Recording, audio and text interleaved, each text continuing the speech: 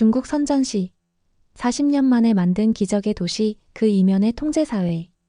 40년 전 이곳은 인구 3만 명의 작은 어촌 마을이었습니다. 논밭과 물고기 말리는 냄새가 전부였던 곳이죠. 그런데 오늘날 이곳은 어떻게 됐을까요? 인구 1300만의 초연대 메가시티. 중국 GDP의 2.7%를 혼자 책임지는 경제 엔진. 화웨이, 텐센트, DJI, BYD 같은 세계적 기업들의 본거지.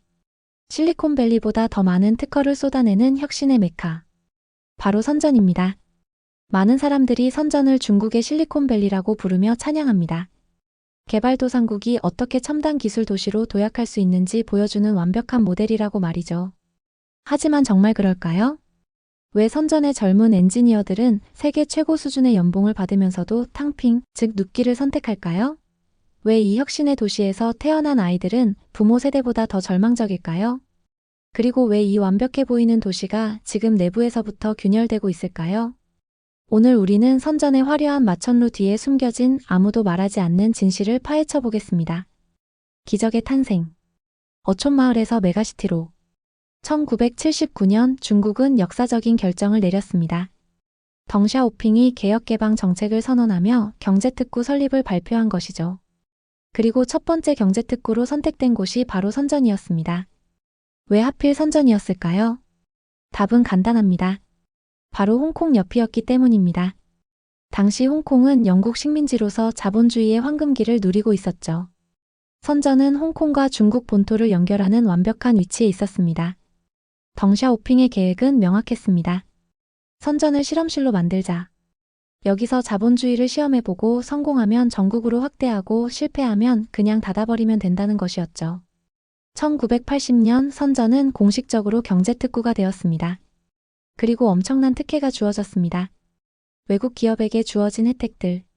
세금 감면 처음 2년은 완전 면제, 이후 3년은 50% 감면. 토지 무상 제공. 노동법 규제 완화. 외환 자유로운 반출입. 홍콩과의 자유로운 물류 이동. 홍콩의 제조업체들이 가장 먼저 반응했습니다. 홍콩에서는 인건비가 너무 비싸졌지만 바로 옆 선전에서는 10분의 1 가격으로 공장을 운영할 수 있었으니까요. 1980년대 선전은 세계의 공장으로 변모하기 시작했습니다. 신발, 장난감, 의류, 전자제품. 세계 각국의 제품들이 선전에서 만들어졌습니다. 인구 폭발과 도시의 탄생. 하지만 공장을 짓는 것만으로는 부족했습니다. 사람이 필요했죠.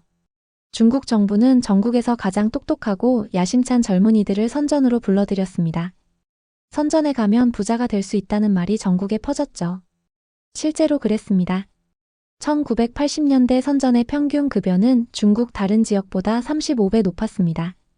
젊은이들이 몰려들 수밖에 없었죠. 인구 증가의 속도. 1979년 3만 명. 1985년 50만 명. 1990년 180만 명. 2000년 700만 명. 2010년 1040만 명. 2020년 1300만 명. 40년 만에 인구가 430배 증가한 것입니다. 이는 인류 역사상 가장 빠른 도시화 중 하나입니다. 제조업에서 혁신으로. 2000년대 들어 선전은 또 다른 변화를 준비했습니다.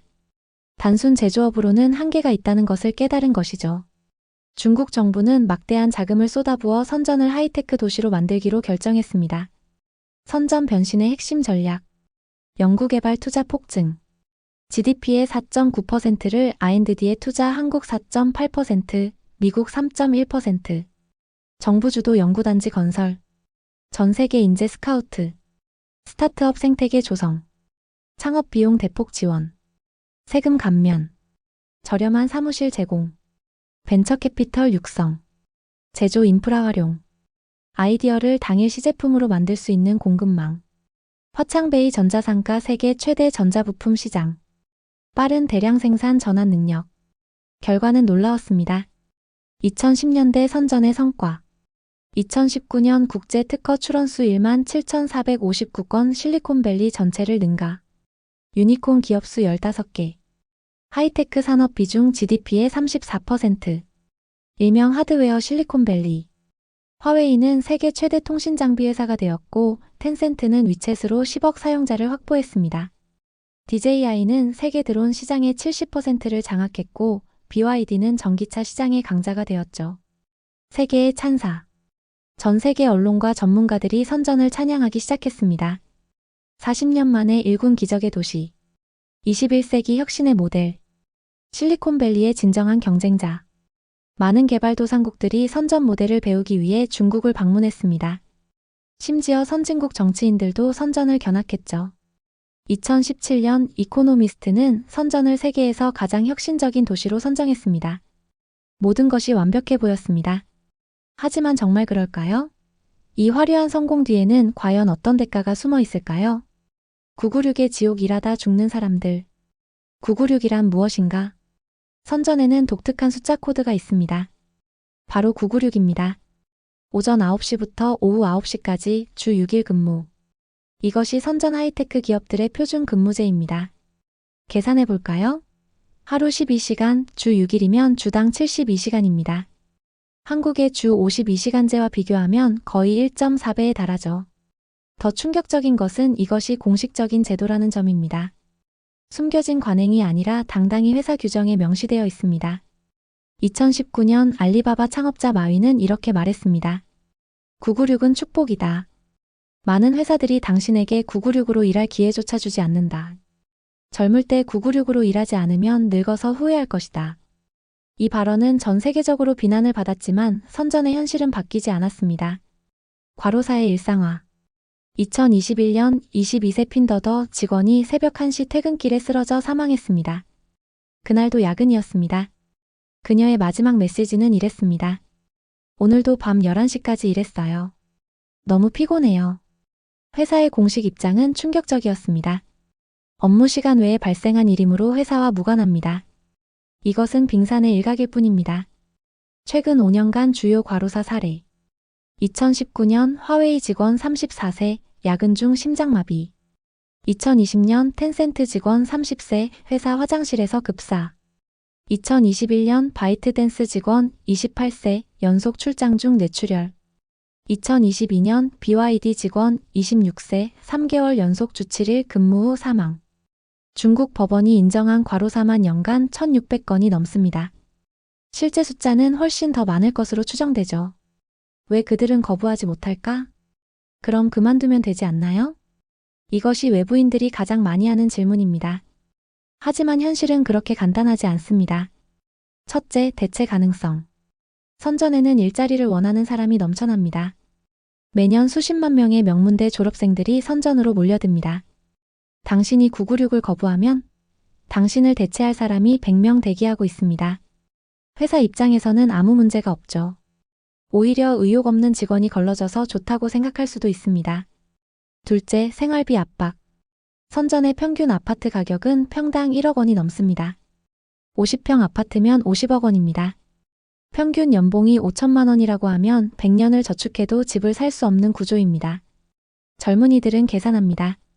지금 미친 듯이 일해서 프로모션을 받고 스톡 옵션으로 대박을 터뜨리고 그래야 집을 살 수 있다. 결국 996은 선택이 아니라 생존 전략이 됩니다. 셋째, 사회적 압박. 중국 사회는 분투를 최고의 가치로 여깁니다. 열심히 노력하는 것이 곧 미덕이라는 것이죠. 996을 거부하면 당신은 게으른 사람, 의욕 없는 사람, 성공할 수 없는 사람으로 낙인 찍힙니다. 부모님도 친구들도 사회도 당신을 이해하지 못합니다. 건강이 붕괴. 996의 대가는 명확합니다. 바로 건강입니다. 선전 하이테크 노동자들의 건강 지표. 평균 수면 시간 5.8시간. 만성피로 증후군 73%. 우울증 또는 불안장애 41%. 30대 고혈압 비율 28%. 탈모 경험률 65%. 한 화웨이 엔지니어는 익명으로 이렇게 말했습니다. 27세에 입사했을 때 나는 건강했습니다. 32세인 지금 나는 고혈압 약을 먹고 수면제 없이는 잠들 수 없으며 매일 에너지 드링크 3캔을 마십니다. 나는 40살까지 살 수 있을까요? 결혼과 출산의 포기. 996 문화는 개인의 삶을 완전히 파괴합니다. 일과를 보면 오전 7시 출근 준비. 오전 8시에서 9시 출근. 오후 9시에서 12시 퇴근. 오후 10시에서 새벽 1시 집 도착. 그 후 집에서 씻고 밥 먹고. 자정 훨씬 넘은 시간 잠들기. 주말 중 하루는 일하고 나머지 하루는 쉬는데 그마저도 피곤해서 하루 종일 잡니다. 연애할 시간이 있을까요? 없습니다. 결혼할 여유가 있을까요? 없습니다. 아이를 키울 수 있을까요? 절대 없습니다. 실제로 선전의 출산율은 중국 평균보다도 낮습니다. 선전의 인구 지표. 합계 출산율 0.94명, 중국 평균 1.09명.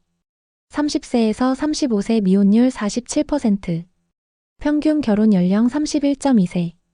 아이 갖지 않겠다는 청년 비율 68%. 한 텐센트 직원 여성 29세의 인터뷰. 제 친구들은 모두 결혼과 출산을 포기했어요. 회사에서 임신하면 프로젝트에서 제외되고 육아휴직을 쓰면 승진해서 밀립니다. 그리고 솔직히 말하면 아이를 이런 세상에 데려와서 같은 고통을 겪게 하고 싶지 않아요. 디지털 감시 사회 자유의 종말. 사회 신용 점수 시스템. 선전은 중국에서 가장 먼저 그리고 가장 철저하게 사회 신용 점수 시스템을 도입한 도시입니다. 이것은 단순한 신용 점수가 아닙니다. 당신의 모든 행동이 점수로 환산되는 시스템입니다. 점수가 올라가는 행동. 세금 성실 납부 5점. 자원봉사활동 10점. 교통법규 준수 3점. 정부 정책 지지 표명 15점. 이웃 신고 20점. 점수가 내려가는 행동. 신호위반 마이너스 3점. 쓰레기 무단 투기 마이너스 5점. 공공장소 흡연 마이너스 10점. 대출 연체 마이너스 30점. 정부 비판 마이너스 100점. 부적절한 SNS 게시물 마이너스 50점. 점수가 일정 수준 이하로 떨어지면 어떻게 될까요? 낮은 신용 점수의 결과. 고속철 탑승 금지. 비행기 탑승 금지. 호텔 예약 불가. 대출 거부. 자녀의 명문학교 입학 거부. 공무원 시험 응시 자격 박탈. 특정 직업 취업 금지. 2019년 기준 선전에서만 23만 명이 교통수단 이용이 제한되었습니다. 천안 하늘의 눈. 선전의 거리를 걸어보세요. 평균 50m마다 감시 카메라가 있습니다. 전체 선전에는 무려 200만 대 이상의 AI 감시 카메라가 설치되어 있습니다.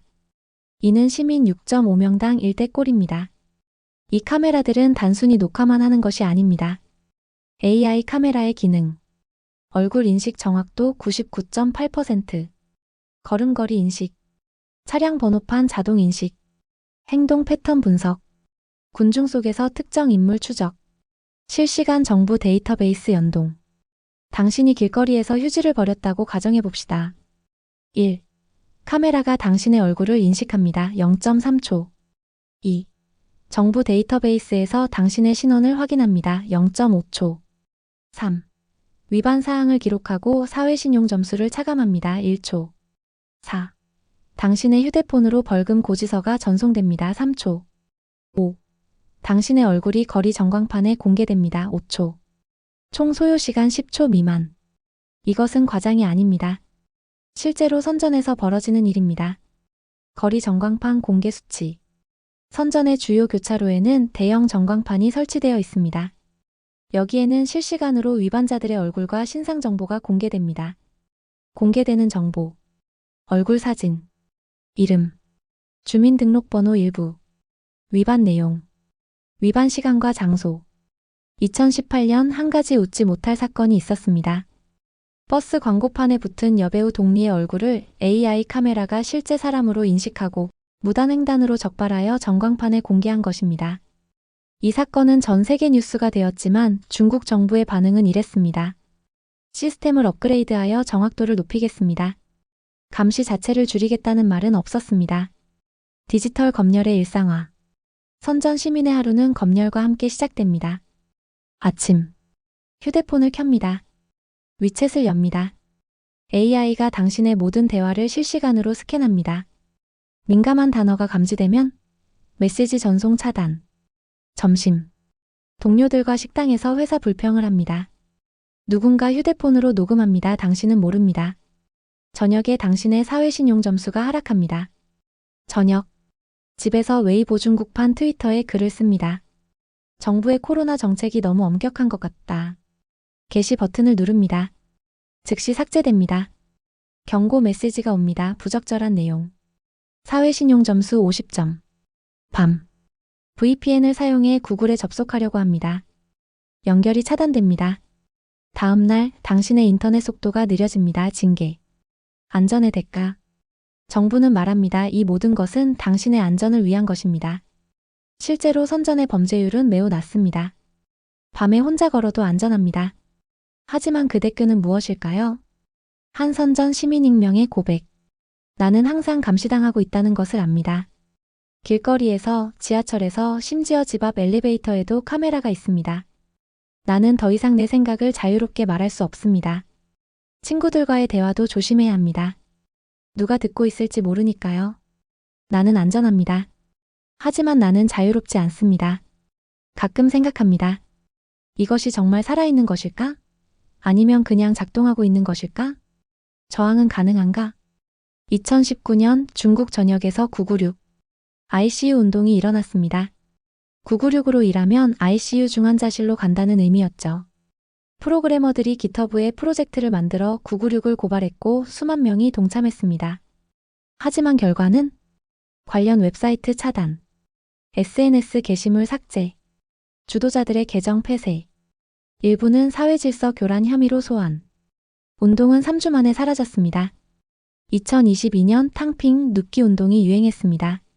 젊은이들이 더 이상 경쟁하지 않겠다, 최소한만 일하고 살겠다고 선언한 것이죠. 정부의 반응은? 국영 언론의 대대적인 비판. 탕핑은 부끄러운 것. 탕핑 관련 게시물 검열. 분투 캠페인 강화. 개인의 선택조차 허용되지 않는 사회. 이것이 선전의 현실입니다. 부동산 거품과 세대 절망. 집값의 광기. 선전에서 젊은이와 대화하면 가장 먼저 나오는 주제가 있습니다. 바로 집값입니다. 선전 아파트 가격 2023년 기준. 도심 50평 아파트 평균 70억 원. 외곽 30평 아파트 평균 30억 원. 원룸 오피스텔 평균 8억 원. 선전의 평균 연봉은 약 7천만 원입니다. 물론 하이테크 산업에 종사하는 고임금 근로자 기준입니다. 평균적인 젊은 전문직 종사자가 30평 아파트를 사려면 한 푼도 쓰지 않고 43년을 저축해야 합니다. 물론 한 푼도 안 쓰는 것은 불가능하죠. 밥도 먹어야 하고 집세도 내야 하고 교통비도 들어갑니다. 현실적으로는 100년 이상 걸립니다. 버블의 시작. 왜 이렇게 됐을까요? 2008년 글로벌 금융위기 이후 중국 정부는 경기 부양을 위해 엄청난 규모의 유동성을 풀었습니다. 그 돈은 어디로 갔을까요? 부동산으로 몰려갔습니다. 선전 집값 상승률. 2008년 평당 1,500만 원. 2012년 평당 3천만 원 2배. 2016년 평당 6천만 원 2배. 2020년 평당 1억 원 1.7배. 12년 만에 집값이 7배 상승한 것입니다. 같은 기간 평균 급여는 2.5배 상승하는 데 그쳤습니다. 투기의 광풍. 초기에 아파트를 산 사람들은 떼돈을 벌었습니다. 2010년에 30억 원에 산 아파트가 2020년에 100억 원이 되었으니까요. 10년 만에 70억 원의 불로소득입니다. 이런 신화가 퍼지면서 투기 열풍이 불었습니다. 부동산 투기의 실태. 평균 가구당 소유주택수 2.3채. 빈 아파트 비율 26%. 투기 목적 구매 비중 73%. 2030 세대 주택 소유율 18%. 아이러니하게도 선전에는 빈 아파트가 넘쳐납니다. 26%가 비어있다는 것은 4채 중 1채는 아무도 살지 않는다는 뜻입니다. 왜? 투자 목적으로 사놓았기 때문입니다. 한편 정작 집이 필요한 젊은이들은 평생 월세로 살아야 합니다. 6개의 지갑. 중국에는 6개의 지갑이라는 말이 있습니다. 젊은 부부가 집을 사려면 양가 부모와 조부모 총 6쌍의 지갑을 털어야 한다는 뜻입니다. 실제로 선전에서 30대가 집을 샀다면 거의 대부분 부모의 도움을 받은 것입니다. 평균적인 주택 구매 구조. 본인 저축 20%, 부모 지원 50%, 대출 30%. 문제는 모든 사람에게 지원해줄 부모가 있는 것은 아니라는 점입니다. 부모가 부자면 당신도 집을 살 수 있습니다.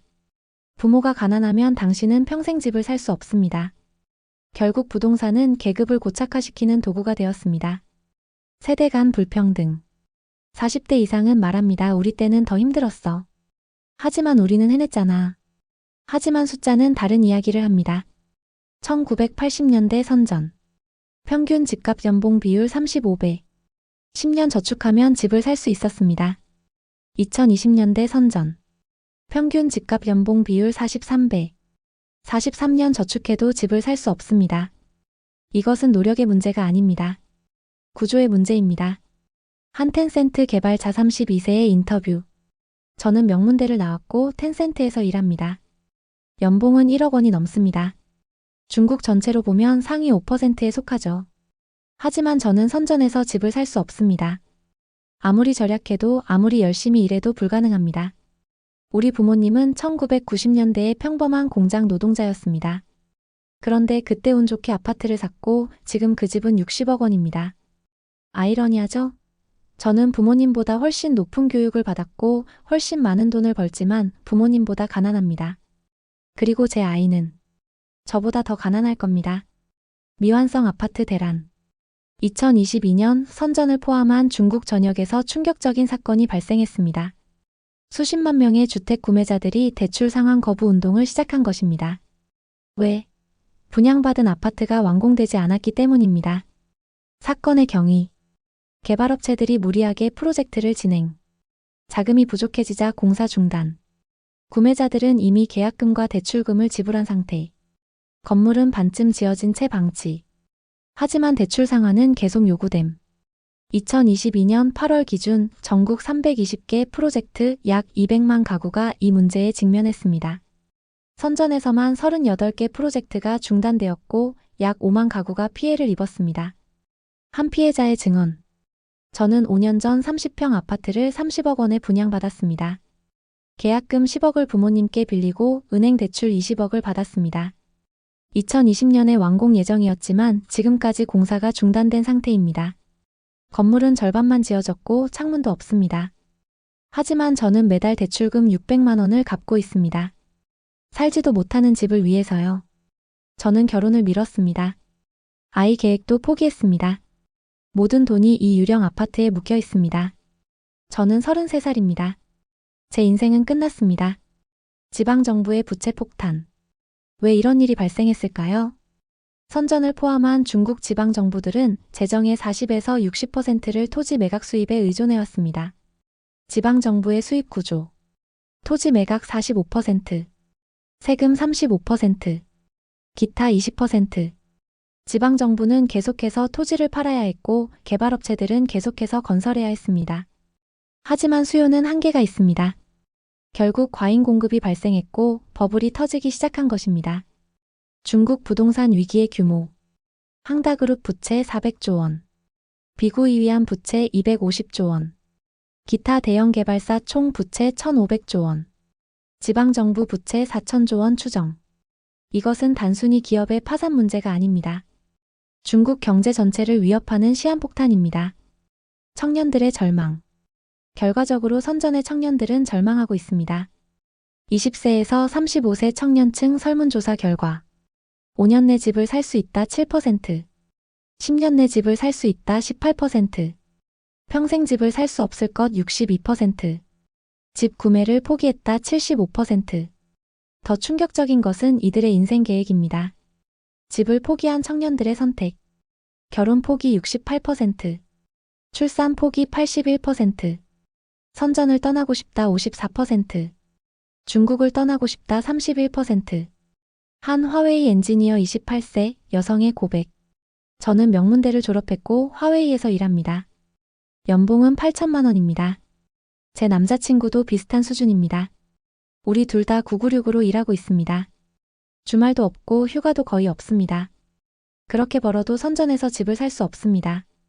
부모님도 도와줄 형편이 안 됩니다. 우리는 계산했습니다. 결혼하고 월세를 살면 아이를 가질 여유가 없습니다. 아이를 가지면 절약해도 저축이 불가능합니다. 그렇다면 왜 결혼합니까? 왜 아이를 낳습니까? 우리는 결론을 내렸습니다. 결혼하지 않겠습니다. 아이도 낳지 않겠습니다. 그냥 하루하루 살겠습니다. 미래는 없으니까요. 이것이 선전의 현실입니다. 세계에서 가장 혁신적이고 부유한 도시에서 젊은이들은 미래를 포기하고 있습니다. 탕핑 세대 저항인가 좌절인가? 탕핑의 탄생. 2021년 4월 한 익명의 중국 네티즌이 인터넷 게시판에 글을 올렸습니다. 제목은 간단했습니다. 탕핑 직정의 눕기가 곧 정이다. 내용은 이랬습니다. 나는 2년간 일하지 않았다. 그동안 여행하고 책을 읽고 잠을 잤다. 하루 두 끼만 먹고 1년에 200만 원만 쓴다. 집은 안 사고 결혼도 안 하고 아이도 안 낳는다. 나는 평화롭다. 이 글은 순식간에 중국 전역으로 퍼졌습니다. 수백만 명의 젊은이들이 공감했습니다. 탕핑 운동이 시작된 것입니다. 탕핑이란 무엇인가? 탕핑은 단순히 게으름이 아닙니다. 그것은 체제에 대한 조용한 저항입니다. 탕핑족의 선언. 우리는 더 이상 경쟁하지 않겠다. 집 사기 위해 평생 대출 노예가 되지 않겠다. 승진을 위해 건강을 희생하지 않겠다. 사회적 성공을 위해 행복을 포기하지 않겠다. 우리는 최소한만 하겠다. 해고당하지 않을 만큼만 일한다. 살아갈 만큼만 돈을 번다. 사회가 요구하는 성공을 거부한다. 이것은 서구의 파이어 운동 경제적 독립, 조기 은퇴과는 다릅니다. 파이어는 열심히 일해서 빨리 은퇴하자는 것이지만 탕핑은 아예 처음부터 열심히 하지 말자는 것입니다. 정부의 공포. 탕핑은 중국 정부를 공포에 떨게 만들었습니다. 왜? 중국 경제 모델은 끊임없는 성장에 기반하기 때문입니다. 만약 젊은이들이 집을 사지 않으면 부동산 시장이 붕괴합니다. 만약 젊은이들이 소비하지 않으면 내수 경제가 얼어붙습니다. 만약 젊은이들이 아이를 낳지 않으면 인구가 급감합니다. 탕핑은 단순한 개인의 선택이 아니라 체제 전체를 위협하는 현상이었습니다. 정부의 대응. 1. 언론 통제. 국영 언론의 집중 비난 캠페인. 탕핑은 부끄러운 것. 탕핑은 도피주의. 탕핑은 사회 기생충. 2. 검열 강화. 탕핑 관련 게시물 삭제.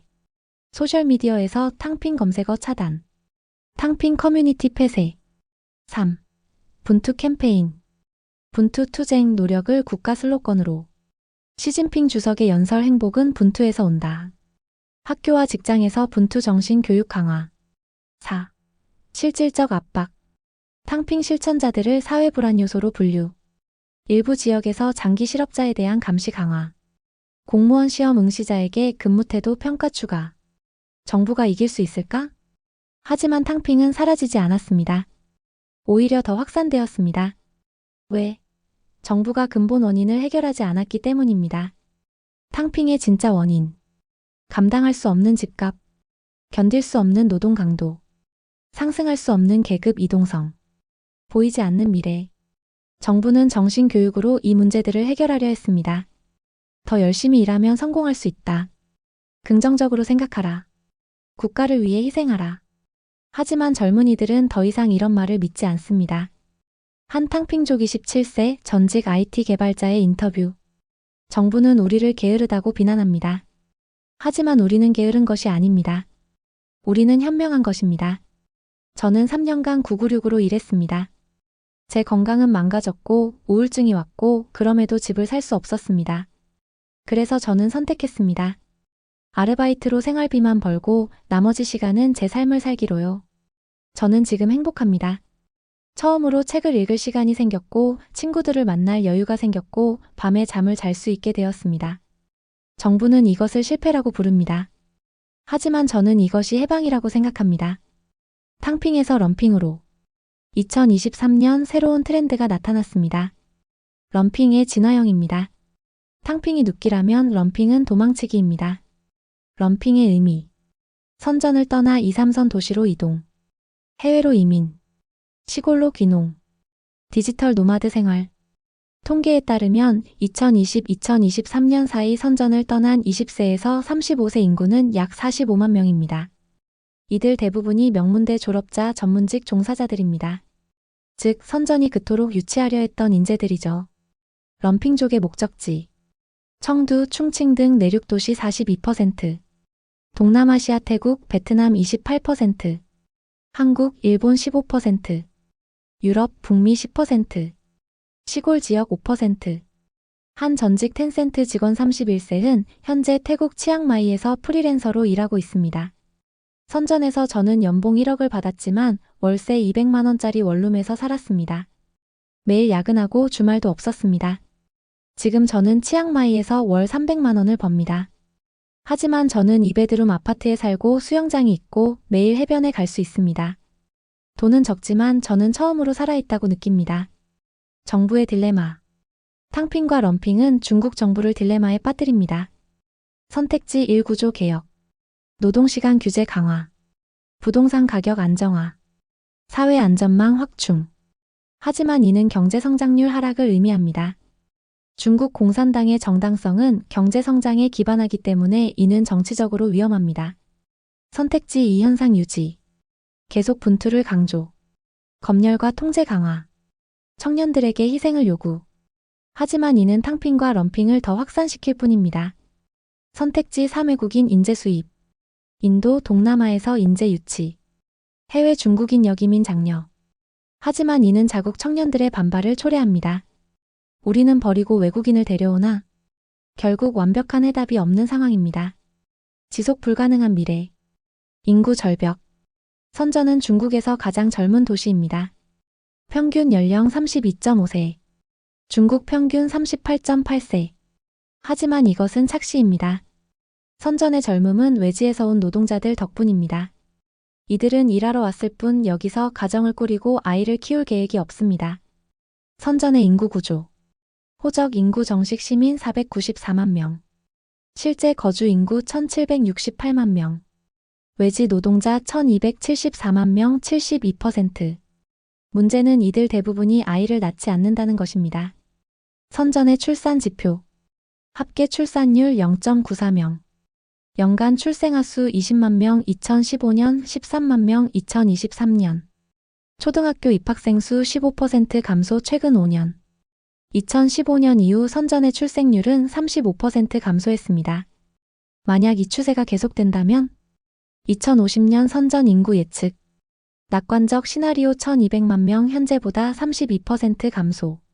비관적 시나리오 800만 명 현재보다 55% 감소. 도시가 축소되는 것입니다. 경제 모델의 한계. 선전의 경제는 더 많은 사람이 더 오래 일한다는 전제에 기반합니다. 하지만 이제 두 가지 모두 불가능해지고 있습니다. 첫째, 사람이 줄어든다. 출산율 급감. 청년층의 탈선전. 외지 노동자 유입 둔화. 둘째, 더 오래 일할 수 없다. 과로사 증가로 인한 사회적 압박. 탕핑 운동의 확산. 국제적 비난 ILO, UN 등. 그렇다면 선전은 어떻게 성장을 유지할까요? 정부의 답은 혁신입니다. 하지만 현실은 혁신의 한계. 선전은 막대한 R&D 투자에도 불구하고 진정한 혁신 기업을 만들어내지 못하고 있습니다. 선전의 혁신 기업들.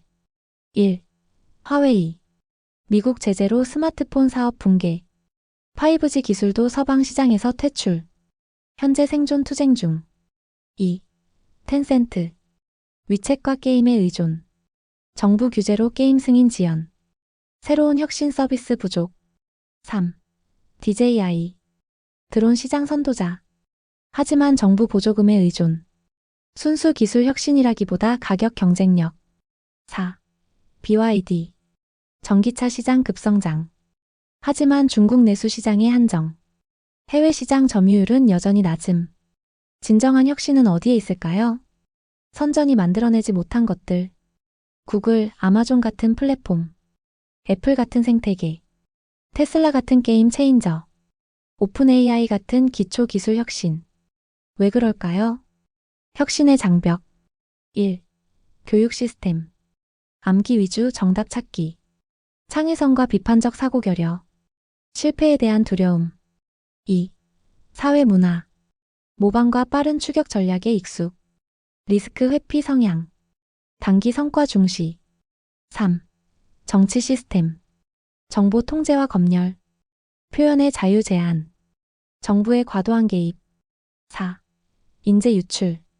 최고 인재들의 해외 유출. 탕핑족의 증가. 창의적인 사람들의 체제 이탈. 결국 선전은 혁신 도시라는 브랜드만 있을 뿐 실제로는 여전히 제조업 도시에 가깝습니다. 지정학적 위기. 선전의 미래에는 또 다른 먹구름이 있습니다. 바로 미중 갈등입니다. 선전은 중국의 하이테크 심장부입니다. 그리고 미국의 주요 타깃이죠. 미국의 제재.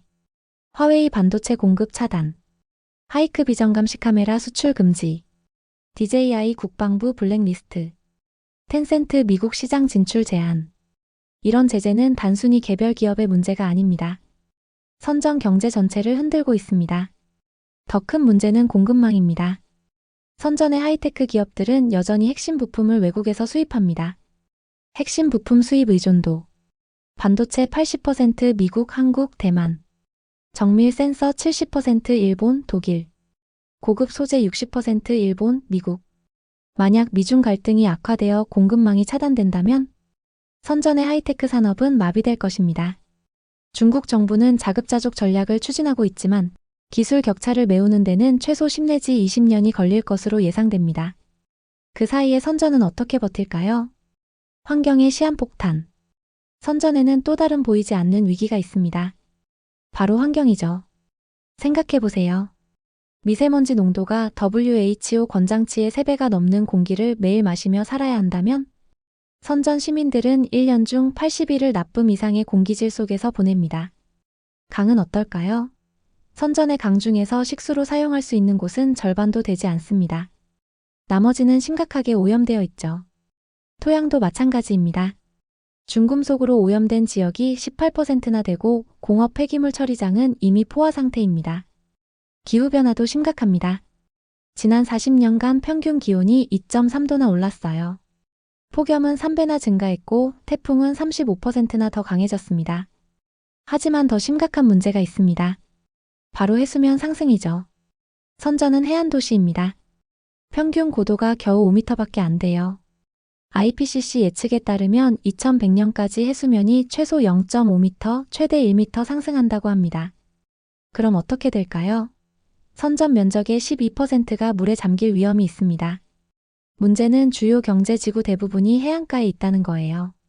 지하철도 침수 위험에 노출되어 있고요. 이를 막기 위한 방어 비용만 연간 10조 원 이상이 들 것으로 추정됩니다. 정부는 지금 해안 방어벽 건설에 막대한 예산을 쏟아붓고 있습니다. 하지만 이건 근본적인 해결책이 아니에요. 그저 시간을 조금 버는 것뿐이죠. 물 부족의 위기. 선전에는 또 다른 아킬레스건이 있습니다. 바로 물이에요. 믿기 어렵겠지만 이 부유한 도시의 1인당 수자 원량은 중국 평균의 12분의 1밖에 안 됩니다. 선전은 어떻게 물을 구할까요? 자체 수자원은 30%밖에 안 됩니다. 나머지 70%는 외부에서 들여와야 해요. 광둥성 다른 지역에서 50%를 가져오고 심지어 홍콩에서 20%를 역수입합니다. 여기서 질문 하나. 만약 가뭄이 발생하면? 만약 광둥성이 자기 지역 물도 부족해서 공급을 줄이면? 선전은 즉시 물 위기에 직면하게 됩니다. 실제로 2020년 코로나 기간 중에 이런 일이 벌어졌어요. 광둥성이 일시적으로 물 공급을 20% 줄이자 선전은 단 3일 만에 비상사태를 선포해야 했습니다. 3일이에요. 이 도시가 얼마나 취약한지 보여주는 숫자죠. 그들은 행복한가? 행복지수의 역설. 선전은 중국에서 가장 부유한 도시 중 하나입니다. 1인당 GDP가 3만 달러로 중국 평균의 2.5배나 되죠. 그런데 말이에요. 그들은 행복할까요? 2022년 중국 도시 행복도 조사 결과를 보면 충격적입니다. 30개 주요 도시 중에서 선전은 28위예요. 만족도는 겨우 34%. 중국 평균 52%에도 한참 못 미칩니다. 더 놀라운 건 68%가 스트레스가 매우 높다고 답했다는 거예요. 반면 삶의 질이 높다고 답한 사람은 23%밖에 안 됩니다. 돈은 많지만 행복하지 않은 도시. 이것이 선전의 현실입니다. 외로움의 도시. 선전에는 공백 가정이라는 독특한 현상이 있습니다. 텅 빈 집이라는 뜻이에요. 왜 그럴까요? 선전 사람들의 72%가 외지 출신입니다. 일하러 온 사람들이죠. 가족은 고향에 있고 친구를 만들 시간도 없습니다. 67%가 가족과 떨어져 살고 58%는 친한 친구가 3명도 안 됩니다. 그리고 71%가 외롭다고 느낍니다. 한 29세 여성 회사원의 일기를 보면 가슴이 먹먹해집니다. 오늘은 제 생일입니다. 고향의 부모님이 전화하셨지만 저는 회사에서 야근 중이었어요. 점심시간에 혼자 식당에서 생일밥을 먹었습니다. 주변에는 저처럼 혼자 밥 먹는 사람들이 가득했어요. 저녁 9시에 퇴근했습니다. 원룸에 혼자 돌아왔죠. 편의점에서 산 케이크에 촛불을 켜고 혼자 생일 축하합니다를 불렀어요. 거울을 보니 제가 울고 있더라고요. 저는 연봉 7천만 원을 받습니다. 하지만 저는 세상에서 가장 외로운 사람입니다. 정신건강이 붕괴. 선전의 정신건강 지표는 정말 심각합니다.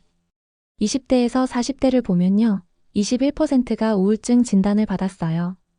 34%는 불안장애를 앓고 있고 56%는 수면장애로 고통받습니다.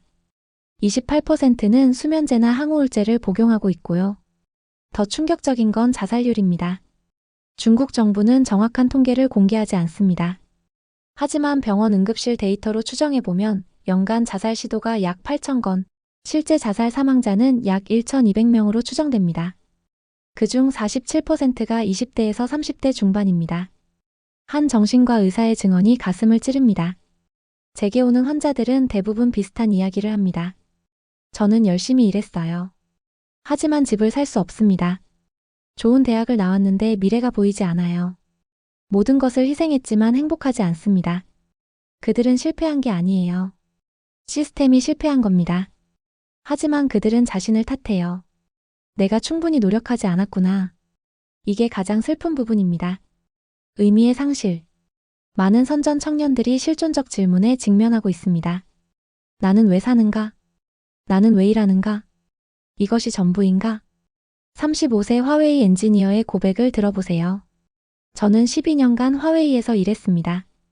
연봉은 2억 원이 넘어요. 하지만 저는 제가 무엇을 위해 사는지 모르겠어요. 매일 코드를 짭니다. 더 빠른 칩, 더 나은 알고리즘. 하지만 왜요? 집을 사려고요? 저는 이미 집이 있습니다. 가족을 위해서요?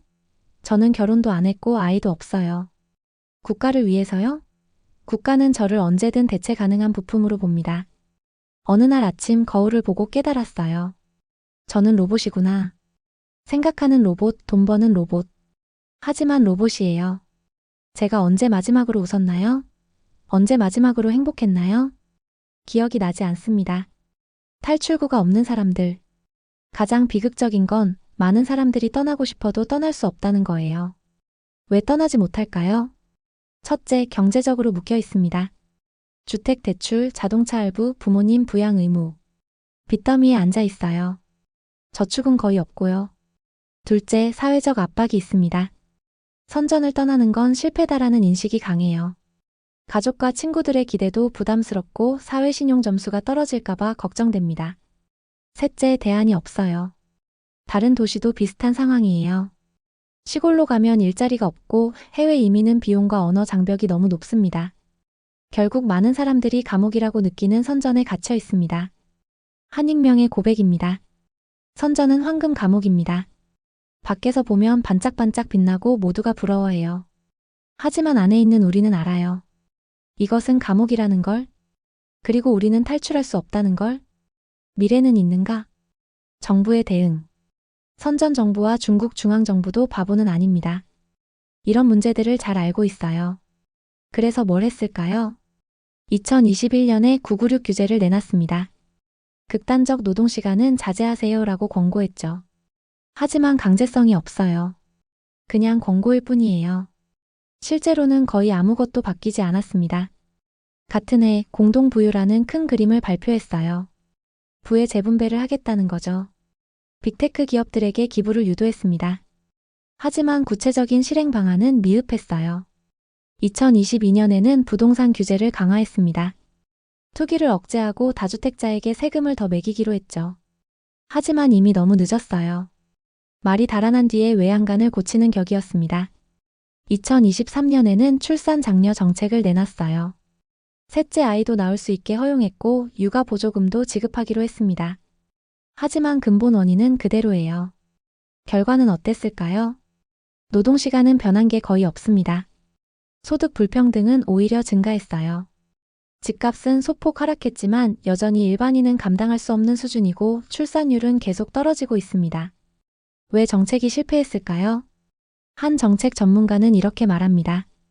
정부는 증상만 치료하려 해요. 병의 원인은 건드리지 않죠. 996을 규제한다고요? 하지만 경쟁 구조는 그대로예요. 집값을 낮춘다고요?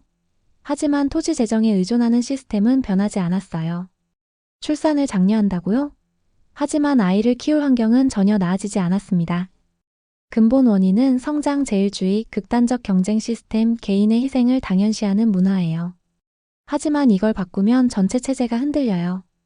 그래서 정부는 미봉책만 내놓을 수밖에 없는 겁니다. 변화의 가능성. 그렇다면 선전은 영원히 변할 수 없는 걸까요? 꼭 그렇지만은 않습니다. 작지만 긍정적인 변화도 나타나고 있거든요.